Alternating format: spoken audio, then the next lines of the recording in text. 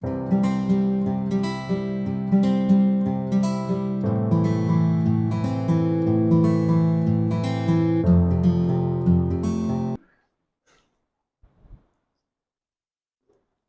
he dicho que a este lugar venimos a estudiar la palabra de Dios.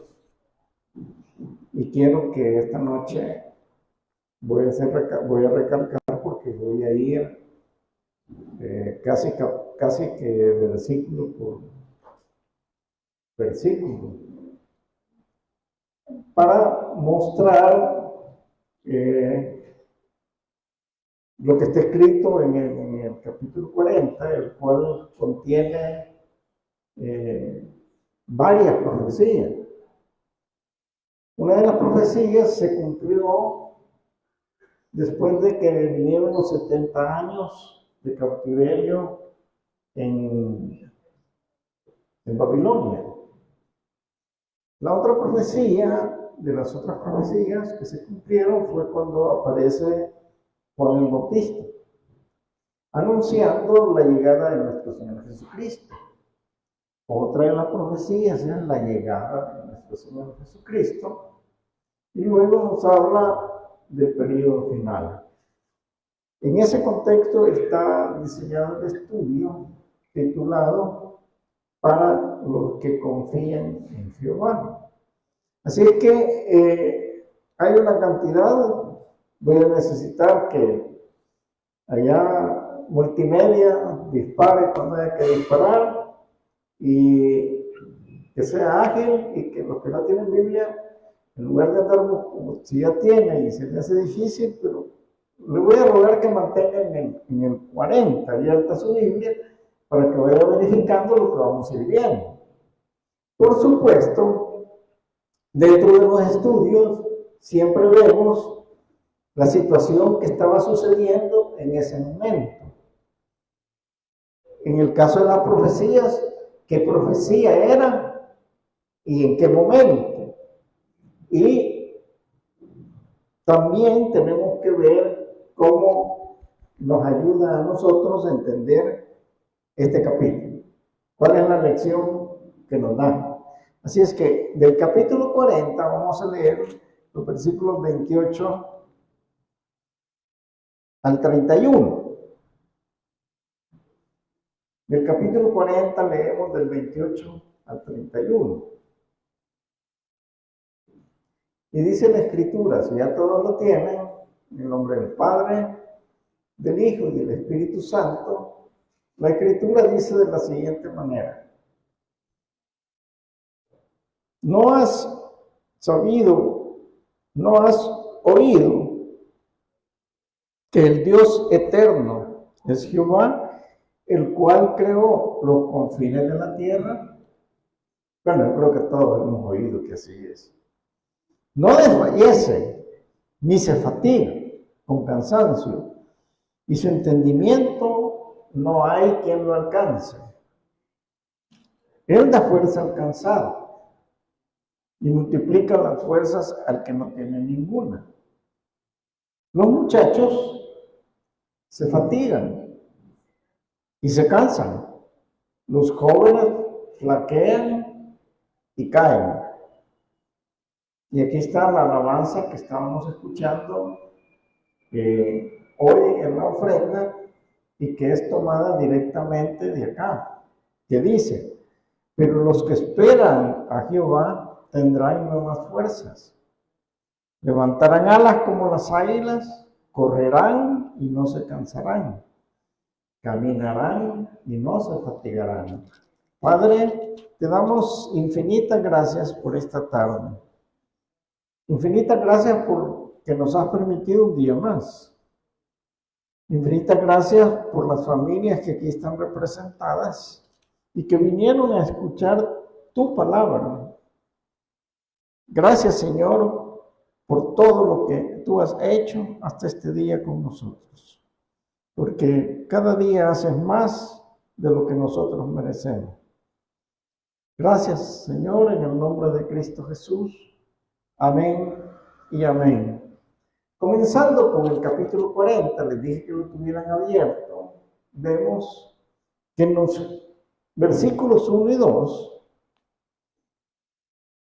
nos habla de consolación. Consolaos, consolaos, pueblo mío, dice vuestro Dios. Y dice en el 2, hablad al corazón de Jerusalén. Decirle a voces que su tiempo ya ha cumplido, que su pecado es perdonado, que doble ha recibido en la mano de Jehová por todos sus pecados. ¿A qué se refiere este versículo? Este versículo era una profecía que iba a cumplirse al final de los 70 años del cautiverio babilónico.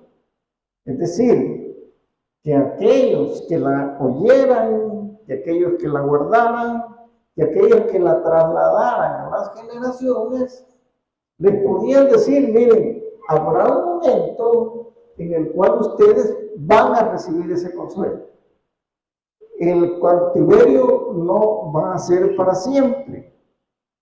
Y el castigo que recibieron por haberse apartado de los caminos de Jehová, a pesar de todas las advertencias que les mandé con los profetas, pero a pesar de todo ello, ustedes se desviaron, les vino el castigo de estar en cautiverio en Babilonia. Pero cuando se cumpla ese periodo, ustedes van a ser consolados. ¿Y cómo van a ser consolados? Indudablemente al ser liberados. Ahora, aquí nos habla de han pagado doblemente el castigo. ¿Qué castigo? Número 1, durante ese tiempo no recibieron palabra de Dios. No recibieron palabra directa de Dios. Y que no le hable un padre a uno durante mucho tiempo, eso pesa. O sea, el que un padre sea indiferente y no le dirija a uno la palabra, eso pesa, eso duele. Y en la medida que el tiempo es mayor, duele más. Ver la indiferencia de un padre o de una madre o de un patrono o de un jefe, eso no es bueno. Entonces uno resiente estos 70 años. Doblemente, dice el castigo. El castigo doble es porque estuvieron en cautiverio. Primero, no tuvieron palabra de Dios. Y segundo, tuvieron que sufrir el cautiverio de estar en Babilonia. A eso se está refiriendo. Cuando vamos al capítulo 3, están en el 40 Isaías. Y lo he diseñado de esta forma, ¿sabe por qué? Porque siempre los ilusos pastores, los ilusos pastores, incluido yo, creemos que usted va a llegar a su casita y va a agarrar la Biblia y la va a estudiar cuando llegue. ¿Cuál? Si usted cuando llegue va a ir a comer y a ver qué más hay. Y después se va a sentar y se va a poner cómodo y va a dormir. Aunque algunas de las madres que están acá, yo sé que son sacrificadas. Y algunas van a llegar a lavar los trastes, a lavar la ropa, a planchar y a no sé qué más. Y algunas andan hasta como a las 11 de la noche barriendo. ¿Y cómo hacen? A saber, pero uno oye que andan barriendo como a las 11 de la noche y haciendo cosas. Y el esposo les dice, bueno, que no tenés sueño, vieja, vení a acostarte. Si yo aquí te necesito. Si yo lo que quiero es que te durmas, viejo, pero no llega.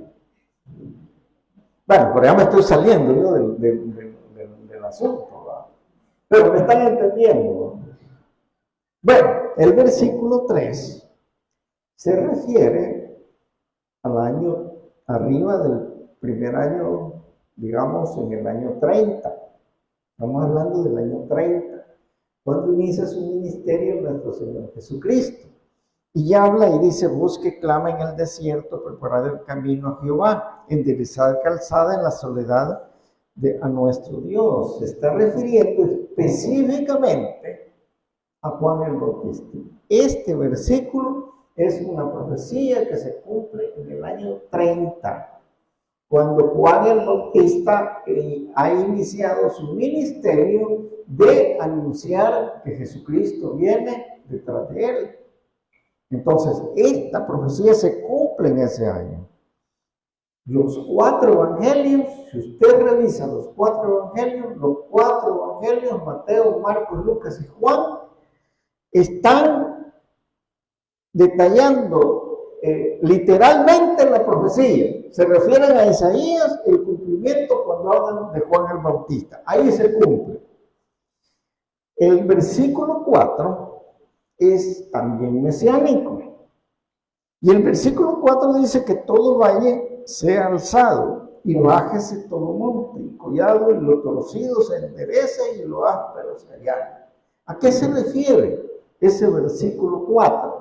Ese versículo 4 está hablando específicamente de la llegada de nuestro Señor Jesucristo. Él es el que se va a encargar que todo lo torcido se enderece y que todo lo áspero sea allanado. El versículo 5 ya está anunciando más claramente lo que es el Señor Jesucristo, porque dice, Él se manifestará la gloria de Jehová, y se manifestará la gloria de Jehová, y toda carne juntamente la verá, porque la boca de Jehová ha hablado. Es decir, Cristo estaba profetizado a que naciera y viniera a hacer su ministerio para luego morir en la cruz de Calvario, ser todo lo que pasó, morir, resucitar y luego ascender al cielo. Todo ojo le verá, está hablando del pueblo de Israel. En Israel tuvieron la oportunidad de verle, porque él, si bien es cierto, crece en Nazaret, cuando baja a la Galilea, empieza a desarrollar su ministerio. Pero luego lo encontramos recorriendo todo Israel, llevando su ministerio por 3 años, hasta que al final llega nuevamente a Jerusalén para entregar su vida. Ahora, en los versículos 6 y 8 nos advierte. Les advierte al pueblo judío y se lo advierte a usted y a mí, haciendo un símil en lo que está presentando. ¿Cuál es el símil? Compara al hombre con la flor del campo, lo compara con la hierba. Y nos dice en el versículo 6, nos dice,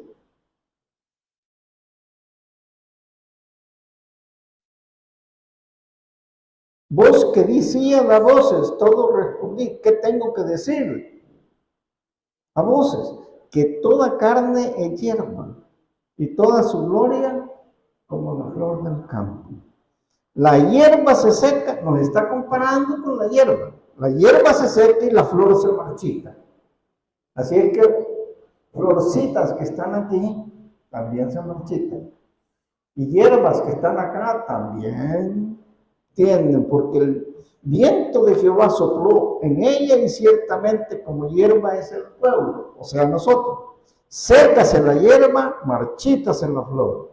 Mas la palabra de Dios, ¿qué dice?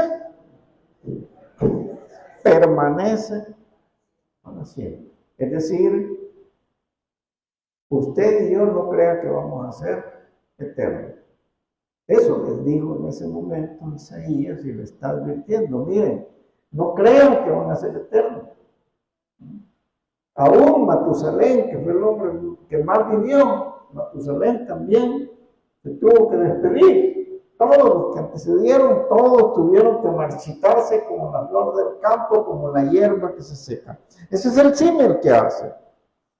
Y en los versículos 9 al 11 nos está diciendo lo que el Señor hará. El Señor vendrá con poder, su brazo señoreará, y aquí su recompensa viene con él y su paga delante de su rostro.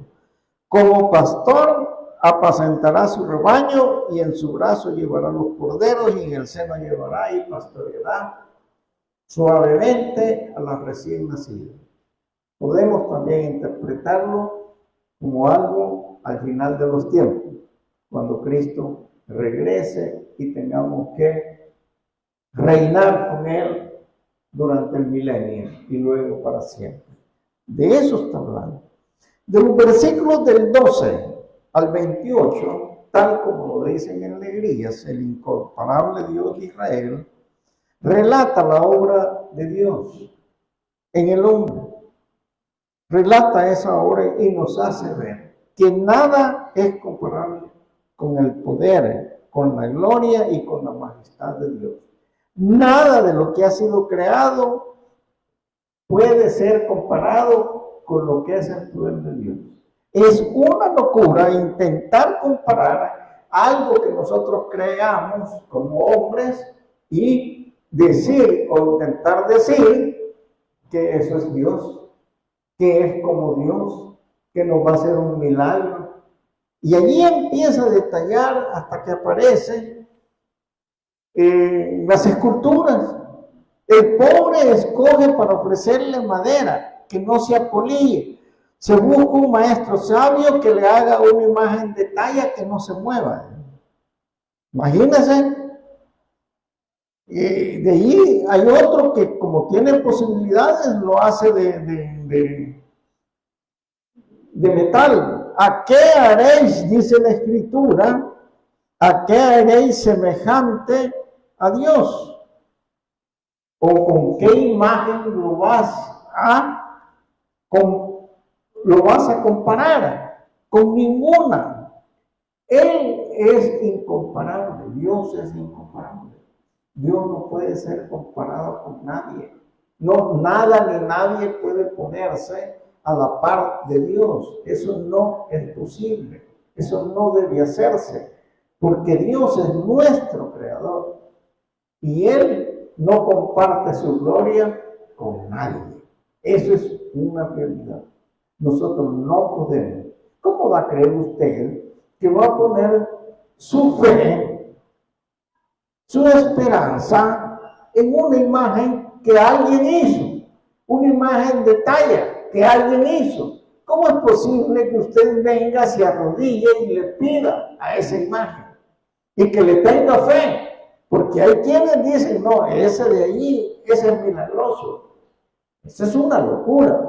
El único que está capacitado para resolver los problemas de nuestra vida, tanto físicos, tantos mentales, tanto materiales, tanto económicos, es nuestro Dios. Y en Él tenemos que poner nuestra fe. Pero a veces comparamos, idolatramos algo y lo ponemos a la par de Dios. Eso no es posible, eso no debe ser, ¿verdad? Así es que tengamos en cuenta lo que la Escritura nos dice. Y en el 29, pues allí nos aclara que Él da fuerza al cansado, multiplica las fuerzas al que no tiene ninguna. Así es que si alguien se siente cansado, se siente desfallecido, se siente agotado, siente que ya no puede, siento que la dificultad es muy grande, que las cosas no se dan como quisiera, pues el único que nos da esas fuerzas para seguir adelante es Dios. Y créanme, muchas veces nosotros tenemos esa dificultad. Los líderes principalmente, los pastores. Usted tiene sus luchas personales, tiene sus luchas en su hogar, tiene sus luchas en su trabajo, tiene las luchas en sus metas que usted se propone. Pero los líderes las tienen además en sus ministerios, que probablemente siente que no están caminando como deberían de caminar y como quisieran que caminaran. No digamos los pastores. Los pastores fácilmente se sienten afectados cuando ven que una congregación no está funcionando, no está perseverando como quisiéramos que lo hiciera, no está creciendo espiritualmente como quisiéramos que crezca. Entonces muchas veces nos hacemos la pregunta si estamos o no estamos haciendo el trabajo como debemos hacer. Y eso no deja de generar estrés, no deja de generar ciertas dificultades. Pero hoy nos dice la palabra de Dios que Él da fuerza al cansado. Que si está cansado, Él multiplica las fuerzas. Y en el versículo 30 dice: los muchachos se fatigan y se cansan, los jóvenes flaquean y caen. Fíjese que ¿a qué se refiere? Cuando nosotros estamos jóvenes, o los que están aquí, que son jóvenes, que hay bastante, consideran que tienen una gran energía. Y comparados con los de mi edad, pues es claro que tienen una tremenda energía. El doble o el triple de lo que nosotros tenemos. Yo recuerdo que todavía hacía esfuerzos hace unos años de entrar a la cancha a jugar fútbol. Pero veía que esos venados me pasaban, para mí venados, pues, porque me pasaban casi por encima, con esa velocidad que tienen a la edad que tienen, ¿verdad? Y me siento a veces a verlos jugar y veo y que me llama poderosamente la atención la facilidad con la que corren, saltan y hacen el deporte o hacen cualquier actividad. Pero créanme, no todo tiene su límite, todo tiene su límite. El que crea que no va a caer, si es tarde o temprano cae. Tiene su límite. Las fuerzas tienen un límite. Por muy joven que se sienta y muy ágil y todo lo que sea, tiene su límite. Tarde o temprano se va a calambrar. Se va a calambrar. Tarde o temprano va a sentir que las fuerzas no le dan. A eso se refiere. Que no por tu juventud creas que nunca vas a tener problemas, de ninguna manera. Y el 31, que es lo que cantamos, indudablemente, que es lo que esperamos en Jehová y ponemos nuestra confianza en Él, nuevas fuerzas vienen hacia nosotros. ¿Qué podemos rescatar de todo esto? Veamos el versículo 1 nuevamente. El consuelo de Dios. Consuelo es descanso, hermano. Consuelo es aliviar la pena. Consuelo es que se alivie la molestia o la fatiga que nos aflige, que nos oprime el ánimo. El Señor nos dice: no importa en lo que estemos pasando, si descansamos en Él, vamos a tener consuelo. Por eso en su escritura Él dice: consolaos, consolaos, dice, porque en Él podemos hallar el consuelo que nosotros necesitamos. Él está allí para consolarnos. Él está allí para fortalecernos. Él está allí para darnos fuerzas cuando las fuerzas nos hacen falta. En 2 Corintios, en el capítulo 1, vemos que en los versículos 3 al 6 nos dice la Escritura: bendito Dios y el Padre nuestro, y el Padre de nuestro Señor Jesucristo, Padre de misericordia y Dios de toda consolación, el cual nos consuela en todas nuestras tribulaciones, para que podamos también nosotros consolar a los que están en cualquier tribulación, por medio de la consolación que con nosotros somos consolados por Dios. Porque de la manera que abundan en nosotros las aflicciones en Cristo, así abunda también por el mismo Cristo nuestra consolación. Pero si somos atribulados, es para nuestra consolación y salvación. Si somos consolados, es para nuestra consolación y salvación, la cual se espera que en el sufrir las mismas aflicciones que nosotros también padecemos. Es decir, Cristo está allí para consolarnos, hermano. Yo no sé cuál puede ser la dificultad que usted esté pasando en este momento. Hay dificultades que nosotros creemos muy difíciles de superar.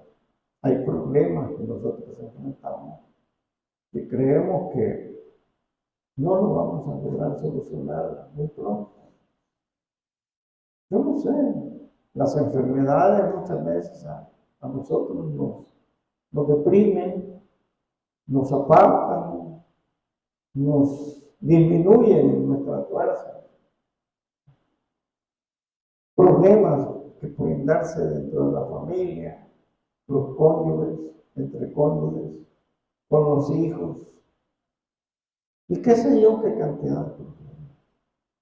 Pero sabe una cosa, el Señor está aquí para decirnos, consolados, consolados, pueblo mío. Algo así como decirnos, yo estoy con ustedes. Y nos da un consejo, nos dice, cuando usted sea consolado, no vea que otro sufre, sea parte también usted. Nos lo dice en la carta de Pablo. Si usted ya fue consolado, pues el Señor le ha dado esa experiencia. Las tribulaciones vienen precisamente por eso, para que sea Dios quien se manifieste en nuestra vida. Nosotros como hijos de Dios necesitamos muchas veces, de acuerdo a la carta, las tribulaciones, porque en las tribulaciones acudimos y descubrimos el poder de Dios para solucionar los problemas que nosotros enfrentamos. Pero también debemos aprender que así como nosotros somos consolados por Dios, nosotros también tenemos que consolar a los que sufren. Identificarnos en el dolor de los otros. Porque muchas veces nosotros no nos identificamos, ¿verdad? Vemos que alguien está sufriendo y reunimos a participar de una palabra de aliento, de un consejo.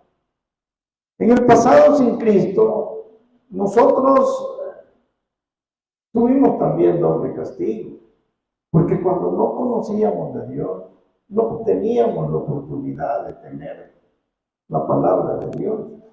Sí sabíamos que existía, sí sabíamos que nos hablaban de Dios, porque a muchos nos hablaron mucho tiempo y no quisimos llegar a los pies del Señor, estuvimos reacios a hacerlo por mucho tiempo. Como que si algo malo nos estuvieran invitando, nos estuvieran enseñando. Entonces, como que la palabra de Dios no estaba en nosotros. Y en segundo lugar, teníamos doble castigo porque estábamos metidos en pecados. Y estábamos allí con esas adicciones al pecado. No sé qué tipo de pecado. Algunos adicciones sexuales, otros adicciones de drogas permitidas y no permitidas, y qué sé yo cuántas cosas que nosotros habíamos adquirido, cuántos problemas nos habíamos traído.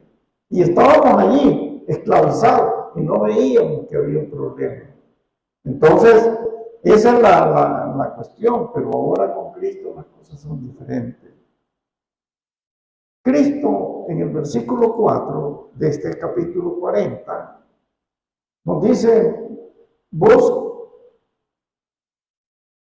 todo valle sea alzado, y todo monte collado, y lo torcido se enderece, y lo áspero se allana.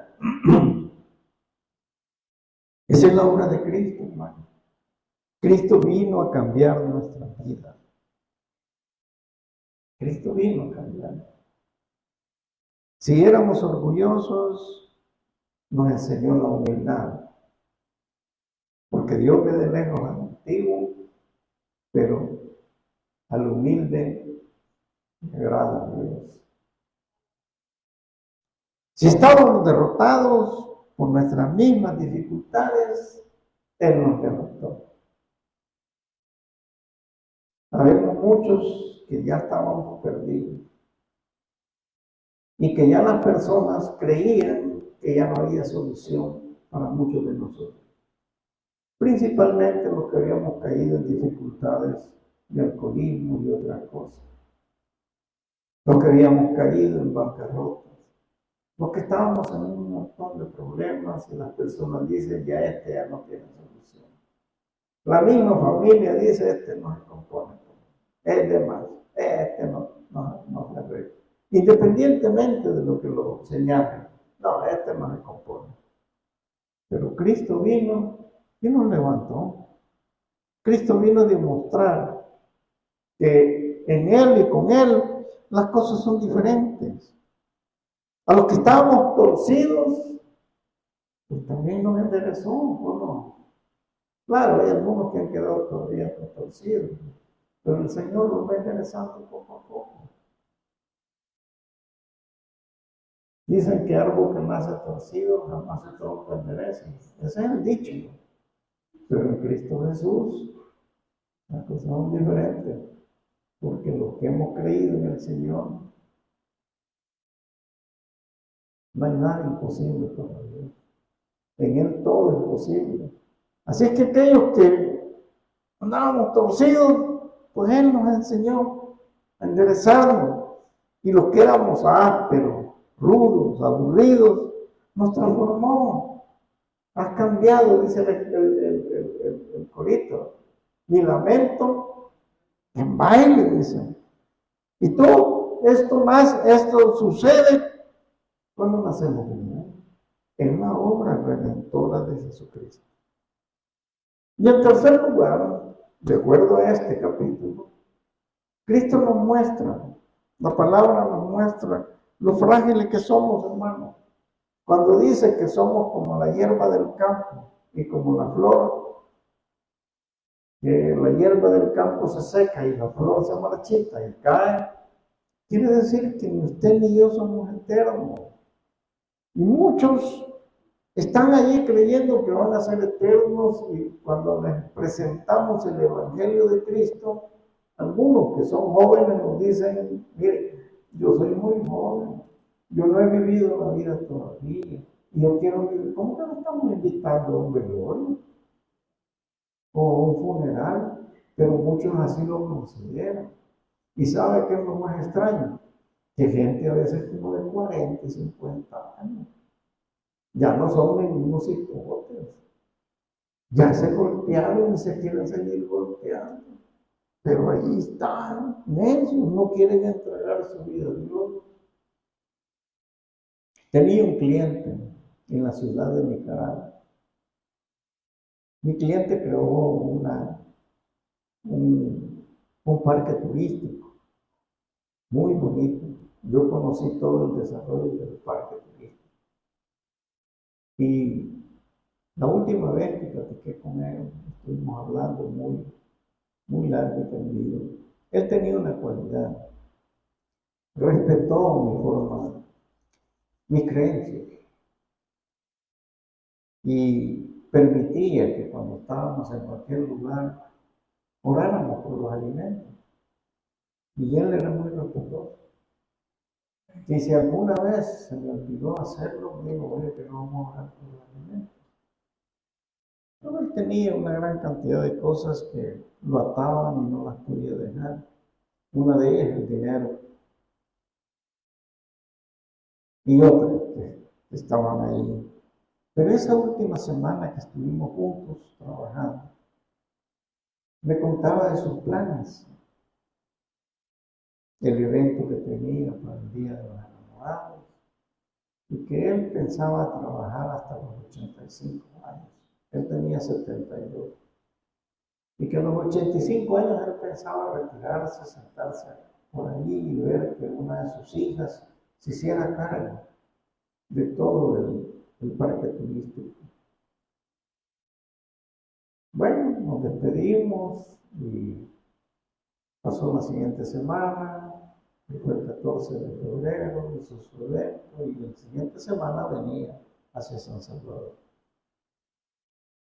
Exactamente 2 semanas después de que estuvimos hablando y que yo solo le escuché de sus planes que él tenía, una mañana no amaneció.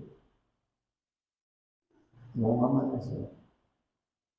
Cuando llegaron a querer despertarlo, porque ya vivía solo en una de las bungalows que viene ahí, él no respondió. Cuando fueron a ver, ya no había posibilidad de hacer algo. había muerto. No llegó a los 85 años. Pero él pensaba que tenía la fuerza suficiente como para hacerlo. Pero hay alguien que determina si nosotros podemos llegar un día más, un mes más, una semana más, un mes más, un año más. Y ese es nuestro Padre Celestial. Entonces yo no puedo decir cuántos años voy a vivir. Solo darle las gracias a Él. Y los planes que tenemos como iglesia, ponérselos a Él primero, como dice Santiago. Porque hay algunos que hacen planes, pero no se los consultan a Dios. Y Santiago dice, si Él quiere, podemos hacerlo. Y si no, no podemos hacerlo. Así es que somos como la hierba que se seca y como la flor que se marchita. Eso que no se nos olvide, es importante que tengamos eso en cuenta. No sabemos cuándo, pero en cualquier momento podemos partir. Por eso es interesante y importante enderezar nuestros pasos y estar a cuentas con nuestro Dios. En cuanto al lugar, esta profecía nos manda a anunciar el Evangelio del Señor Jesucristo. Dice la Escritura, súbete sobre un monte alto, anunciadora de Sion. Anunciadora de Sion en la iglesia. Es usted y soy yo.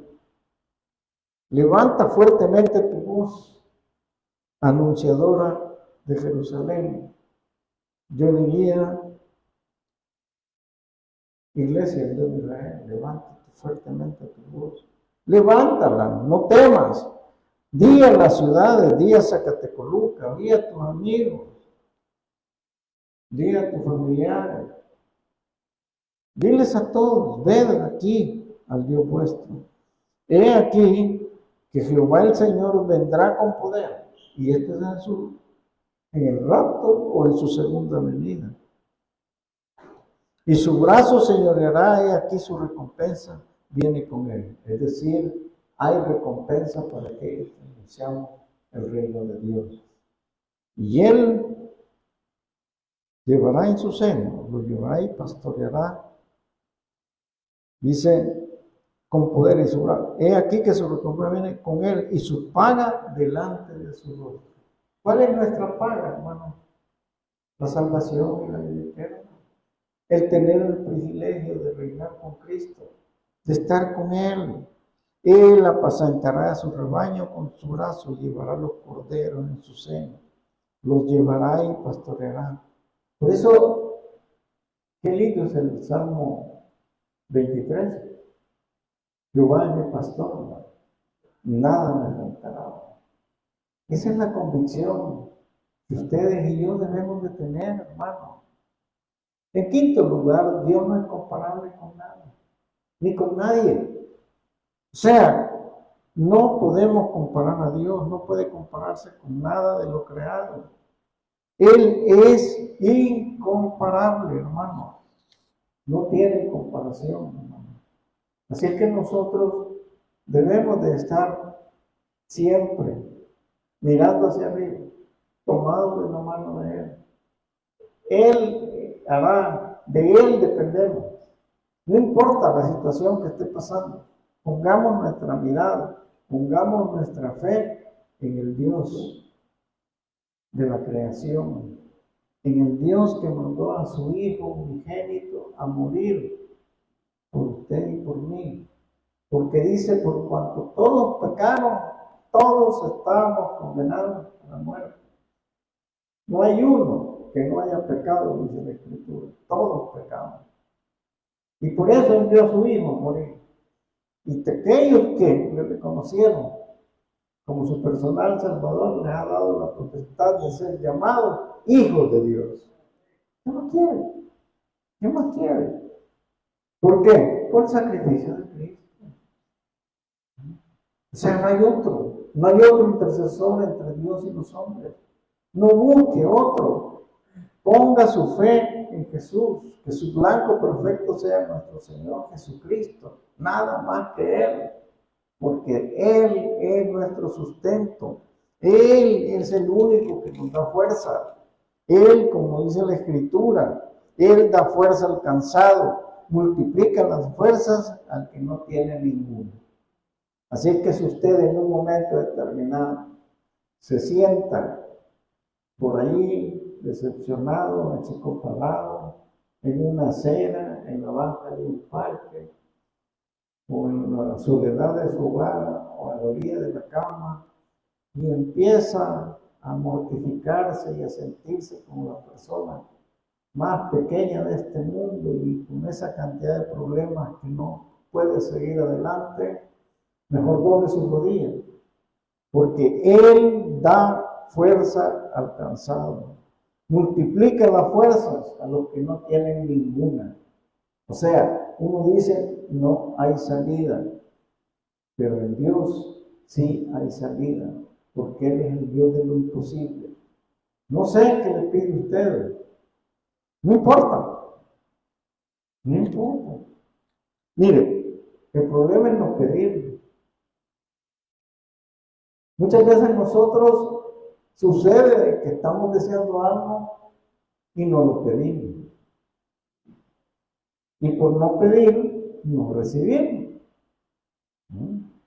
Puede ser un aumento de sueldo, puede ser un permiso, puede ser una camisa, unos zapatos, puede ser un vestido. Yo no sé qué puede ser lo que usted esté pidiendo o necesitando. Es que me da pena. Es que nunca me dan nada. Es que no me lo va a dar. ¿No es cierto? Que a veces así pensamos. Lo malo es no pedirlo. Y entonces nos vamos con esa frustración de que no lo vamos a recibir lo que queremos. Hermano, pídanlo. Abre su boquita, pídanlo. Y se va a dar cuenta que muchas veces le dicen que sí. ¿Por qué no me habías dicho? Como no me decís nada. Las cosas así son. Y con nuestro Padre Celestial, las cosas son mejores. La respuesta es mejor. Así es que no nos olvidemos. Y en sexto lugar, no importa cuál sea nuestra situación, hermano. Como dice la Escritura y dice el cántico que vamos a volver otra vez a repetir, los que esperan en Jehová tendrán fuerzas. Levantarán las alas como las águilas. Correrán y no se cansarán. Caminarán y no se fatigarán. Probablemente algunos ya no deberíamos estar en servicio, como dicen, en actividad. Muchas veces a uno, mire, usted ya debería estar en la hamaca. ¿Cuánto es la edad de jubilación? Es 55 para la mujer y 60 para el hombre. Ya no está para que siga trabajando.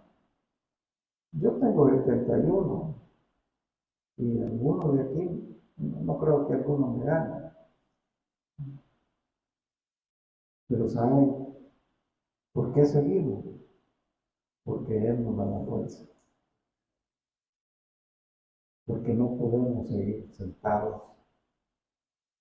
Porque como dice Jeremías, ya no voy a predicar tu palabra, dijo en un momento dado de frustración. La frustración que muchas veces sentimos los pastores y los líderes. Ya no voy a predicar. Pero dice Jeremías, pero sentí un fuego en mi corazón que no podía ser detenerme. Un fuego tan grande que debía de hablar su palabra. Y ese fuego es el que nosotros quisiéramos que tuvieran cada uno de los que están acá escuchando.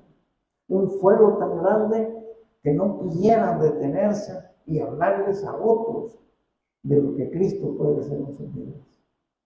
Hermanos, No desfallezcamos. Él da fuerzas y nos da fuerzas como el águila. Así es que dispuestos a correr y no cansarnos, sino por el contrario, llevar la palabra de Dios a todos aquellos que la necesitan. Vamos a orar. Padre, gracias te damos, Señor, por tu palabra, porque en ella encierras tantas cosas y tantas verdades.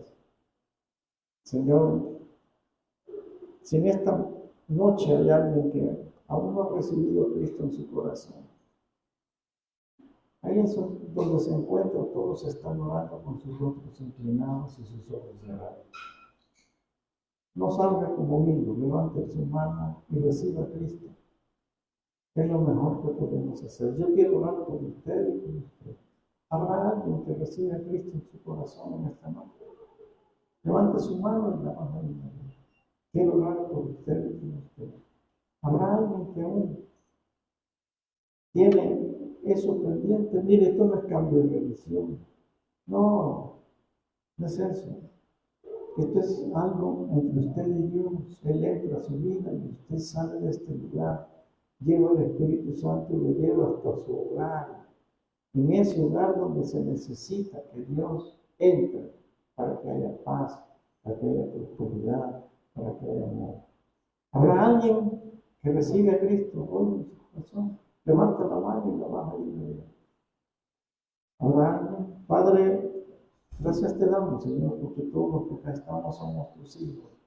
Si hubo alguien, dale una nueva oportunidad de salvación y de vida eterna. En Cristo Jesús oramos. Amén. Pongámonos de pie. Vamos a cantar una alabanza más.